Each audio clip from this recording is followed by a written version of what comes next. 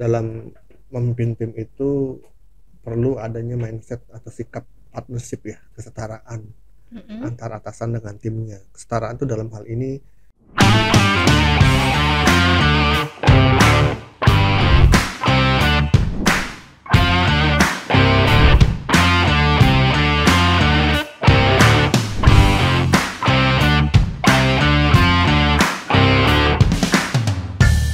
Halo teman-teman, kembali lagi dengan saya Aisyah di YouTube channel Dunia Leadership Coaching. Pada sesi kali ini kita mau membahas teman-teman mengenai perilaku leader yang menunjang keberhasilan tim itu seperti apa ya. Sebelum kita lanjut ke pembahasan sesi kali ini, kita simak yang berikut ini dulu ya.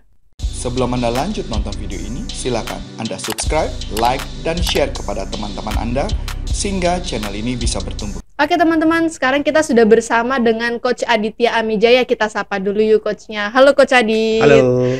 Oke Coach, sesi kali ini kita mau bahas nih Coach mengenai emang ada ya Coach ya perilaku leader yang menunjang keberhasilan dalam mengembangkan tim yang bisa kita terapkan nih yang sekarang lagi efektif dan bisa untuk anak-anak milenial gitu Coach.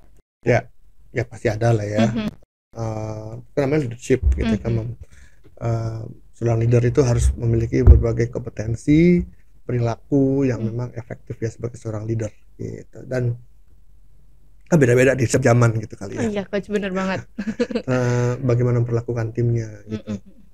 Karena kan biar bagaimanapun seorang leader itu kan memang tugasnya adalah memberdayakan timnya kan. Iya. Nggak mungkin dia bisa kerja sendiri. Dia harus memberdayakan timnya sehingga target yang sudah ditetapkan bisa dikerjakan dan dicapai oleh seluruh tim tersebut. Oke, berarti memang ada beberapa perilaku leader yang harus diterapkan gitu Coach. Memang ada berapa perilaku sih Coach yang harus kita terapkan gitu Coach? Ya banyak sih mungkin nggak selesai ya kalau dibahas semua. Gitu. Jadi mungkin ya berapa ya, kita bahas 4 atau 5 dulu lah ya, 5 kali. Oke, 5 boleh Coach. Berarti seorang leader kalau menerapkan 5 poin yang kita bahas kali ini gitu ya Coach ya, nantinya apakah seorang leader itu mampu mengembangkan timnya dengan efektif Coach? Ya lebih mampu lah ya, akan ada perubahan gitu loh dalam bukan membina saja sih, tapi lebih memimpin timnya gitu. Oke, boleh Coach. Misalkan yang pertama ada apa dalam seorang leader itu? Yang pertama yang mungkin di zaman milenial ini ya, kita dalam memimpin tim itu perlu adanya mindset atau sikap partnership ya, kesetaraan antara atasan dengan timnya. Kesetaraan itu dalam hal ini leader itu tidak memposisikan diri sebagai orang yang harus dihormati yang harus dihormati, yang memposisikan diri yang harus orang itu tunduk ke dia gitu ya. Tapi partnership gitu ya. Karena kan di sini zaman sekarang tuh kasta-kastaan itu mungkin udah gak terlalu berlaku kali ya. Tapi lebih kepada tanggung jawab dan tanggung jawab dan peran masing-masing yang harus dijalankan dengan maksimal gitu. Kalau masih ada seorang leader yang memiliki sifat tidak ada partnership itu Coach, masih diam angku gitu, congkak, menyombongkan diri karena dia sebagai posisinya seorang leader gitu kali ya Coach ya. Bagaimana perusahaan itu menanggapinya? Apakah seorang leader itu harus dikasih peringatan atau kan memang harus digantikan? Gimana Coach baiknya? Ini ya yang jelas sih harus leader tersebut ya jangan direpot ya kalau ada kayak gitu. Yang pertama gitu. Tapi kalau udah terlanjur gitu ya, bahwa perlu diberikan kesadaran sih gitu ya, pelatihan, wawasan baru lah ya, atau mungkin di coaching gitu ya, sehingga mindsetnya berubah gitu. Oh berarti memang seorang leader itu harus diberikan beberapa pelatihan supaya awareness dari dirinya dia terbangun gitu ya Coach ya. Mungkin cara dia memimpin di zaman tahun dulu gitu ya, di abad 20 berbeda dengan abad 21 ini gitu. Jadi dulu mungkin berhasil dengan cara yang seperti itu, tapi sekarang mungkin ternyata berdasarkan penelitian yang ada itu udah semakin bergeser ya. Posisi leader itu bukan lagi sebagai orang yang paling di atas gitu ya, artinya yang mesti disembah-sembah gitu ya, atau mesti diturutin semua perkataannya, dan dia nasib hidup seseorang tuh yang penentu nasib hidup seseorang gitu ya. Tapi justru dia perlu ke bawah gitu ya, sebagai partner dalam bekerja pada timnya, dan mau terjun gitu ya untuk apa ya, bersama-sama dengan timnya bekerja gitu. Iya coach, menurut saya juga memang kalau seorang leader memiliki jiwa partnership ini karyawan-karyawan atau tim yang lainnya juga akan merasa kayak lebih dekat gitu nggak sih coach, kayak nggak ada benteng yang tinggi gitu antara komunikasi, terus kita bisa saran-saran gitu ya coach gitu ya. Jadi kalau misalnya ada yang takut merasa kalau seperti itu jadi nggak dihormatin, ya itu balik lagi ya ke pembawaannya si leader itu ya. Karena ya saya rasa tim juga tahu posisinya kan, gitu. Dia sebagai bawahan, walaupun leadernya itu tetap ya dia sebagai tetap leader gitu kan, mau dia partnership kah, mau dia apa gitu kan. Jadi nggak perlu disuruh-suruh untuk selalu hormatin gitu kan, karena udah tahu pasti posisi masing-masing gitu ya. Betul. Justru dengan leader itu lebih humble segala macam, ternyata timnya bisa lebih hormat lagi gitu kan, dan nggak akan hilang gitu ya apa sih powernya gitu. Oke coach, selain dari jiwa partnership ya gitu coach ya, selain itu ada perilaku apa lagi nih coach yang kedua yang harus dimiliki seorang leader? Fokus pada solusi ya. Fokus pada solusi. Nah ini fokus pada solusi itu sangat bagus ya untuk digunakan. Jadi mindsetnya itu solution fokus gitu, bukan problem fokus gitu ya.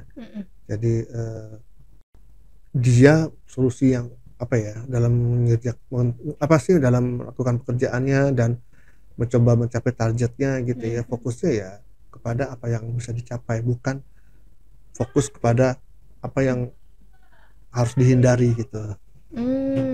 Ya kenapa?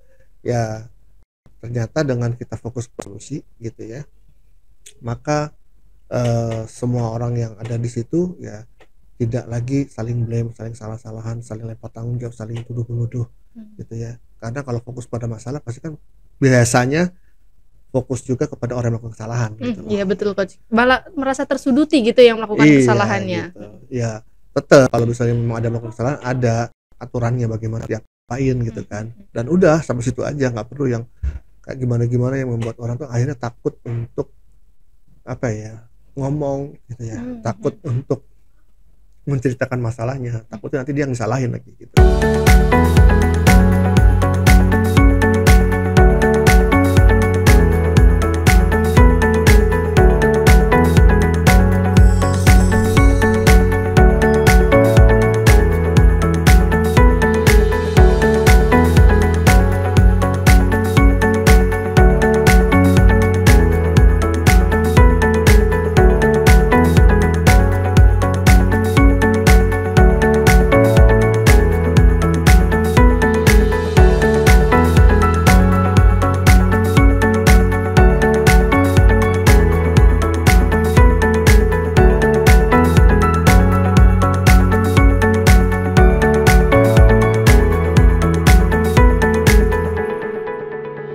Iya coach, benar banget coach. Berarti memang seorang leader itu harus memiliki fokus pada solusi ya coach ya, bukan malah menggali-gali dari masalah yang sedang terjadi gitu ya coach. Betul.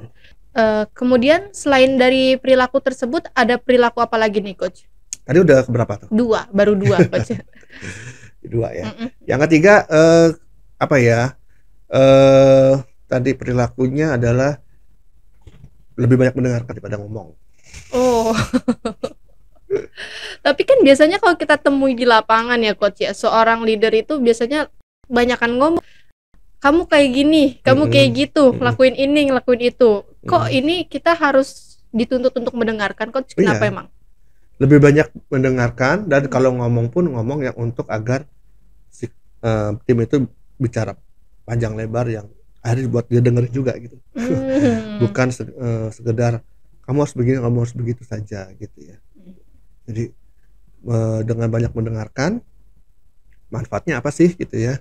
Ya dia akan semakin lebih tahu apa yang terjadi sebenarnya gitu loh. Mendengarkan tuh bukan berarti mendengar apa yang dikatakan saja oleh timnya ya. Mendengar dari berbagai hal gitu loh. Ya mendengar apa yang dikatakan dan apa yang tidak dikatakan juga dari timnya. Gitu.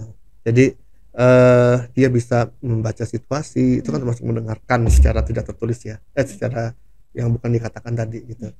dia bisa mendengarkan bahasa tubuh dari timnya gitu segala macam. Dan itu yang akhirnya bisa dia semakin banyak informasi yang bisa mereka kumpulkan, dapatkan, sehingga dia bisa akhirnya mengambil suatu keputusan yang lebih lengkap gitu, dengan informasi yang lebih lengkap. Sebelum Anda lanjut nonton video ini, silakan Anda subscribe, like, dan share kepada teman-teman Anda sehingga channel ini bisa bertumbuh. Berarti memang kalau misalkan kita lagi seorang timnya gitu ya coach ya, lagi bercerita gitu kan ya, seorang leader itu harus mampu mendengarkan. Saya pernah baca mendengarkan secara verbal dan non verbal gitu ya coach, bener nggak sih? Kayak misalkan dia tuh bercerita pasti kan ada gerakan-gerakan tubuh yang disampaikan gitu loh. Ini tuh seorang leader itu harus bisa mengartikan juga nggak sih coach, ini dari perkataannya ataupun gestur tubuhnya itu sesuai atau enggak? Iya, jadi nah seorang leader zaman sekarang tuh harus punya keterampilan seperti itu ya, untuk bisa membaca gerak tubuh timnya ya, atau paling tidak peka lah terhadap gerak tubuh, bahasa tubuh mereka gitu loh. Dan mereka bisa integrasikan dengan apa yang mereka timnya katakan, dan akhirnya mendapatkan arti yang lebih arti atau makna yang lebih utuh dari apa yang si tim itu coba sampaikan gitu loh. Wah, keren banget ya teman-teman ya. Oke coach, boleh lanjut lagi nih coach, perilaku keempat nih coach yang harus dimiliki seorang leader. Kemampuan seorang leader untuk membangkitkan self discovery atau self awareness. Membangkitkan self awareness kepada timnya. Iya. Memang self awareness itu kenapa penting sih coach? Iya. Orang kalau kerja ya kalau cuma sekedar karena disuruh atau karena supaya dapat gaji sih oke lah ya. Tapi ternyata zaman sekarang tuh nggak cukup. Ya. Supaya dia maksimal dalam bekerja, termotivasi terus, harus ada self awareness dalam dirinya. Self awareness ini, nah itu adalah motivation driver internal yang kuat gitu untuk seseorang bisa perform. Ya, ketimbang hanya mengandalkan gaji, atau hal-hal eksternal lainnya gitu ya. Jadi self awareness inilah yang perlu ditimbulkan oleh atasan gitu. Nah, triknya macam sih gitu ya. Paling banyak menggunakan coaching gitu ya, sepertinya. Tapi ya itu mungkin nggak bisa saya jelaskan di sini ya, karena butuh waktu lama untuk mengajarkan itu dan berlatihnya gitu ya.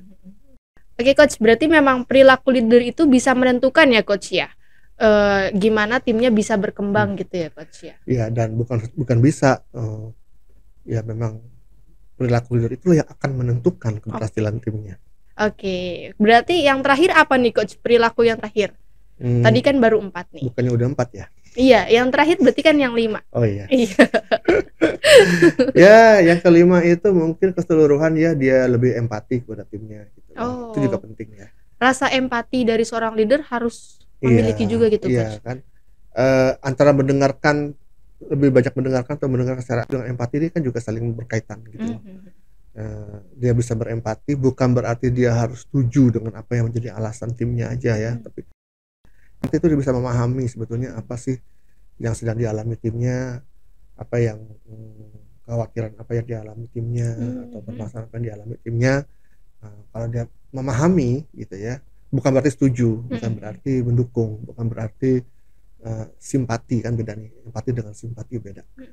Dengan empati itu dia bisa melihat situasi dalam posisi timnya ya, dan itu kan bisa membantu dia untuk bisa melihat situasi permasalahan yang sedang dihadapi tim itu dengan lebih utuh gitu loh, ketimbang dari sudut matanya aja gitu. Sudut mata, kacamatanya aja gitu ya coach ya. Berarti memang selain kita memiliki rasa yang tadi ya coach, berarti empati juga perlu ya coach ya. Dari situ leader akan mampu mendengarkan juga dan bisa menemukan solusi-solusi yang terbaik gitu ya coach. Ya ujung-ujungnya kan akhirnya tim juga merasa trust dan merasa aman ya untuk bicara dengan atasannya tanpa ketakutan nanti diadili atau dianggap payah atau dianggap apa gitu ya, atau direndahkan gitu ya. Jadi ya ujung-ujungnya itu, karena dengan trust dan rasa safety itulah akhirnya tim kerja juga nyaman dan penuh ya semangat gitu. Iya betul banget coach. Oke teman-teman, itu dia ya pembahasan kita pada sesi kali ini. Nah, bagi seorang leader nih coach, bisa nggak sih coach seorang leader ini belajar coaching supaya memiliki perilaku ini coach? Bukan bisa sih, menurut saya harus ya. Oh harus, oke. Oke coach, mungkin seorang leader nih, teman-teman yang nonton ini pengen belajar mengenai coaching ini gimana coach? Ya, belajar coaching ya tentu belajar di tempat atau di lembaga atau di pelatihan-pelatihan yang memang mengajarkan coaching gitu ya. Jadi silakan buka website kita www.corporaconsulting.com. Di sana cari produk pelatihan kita yang certification internasional ya, yang international certification gitu ya. Pilih link ya yang sudah diakreditasi oleh ACF. Oke teman-teman, sekian dulu ya pembahasan kita pada sesi kali ini. Semoga ilmu yang disampaikan pada sesi kali ini bisa bermanfaat untuk teman-teman. Jangan lupa untuk like, komen, dan subscribe supaya channel ini bisa terus tumbuh dan berkembang. Oke, saya Aisyah Ramawati dan saya Aditya Mijaya. Sampai jumpa di pertemuan selanjutnya.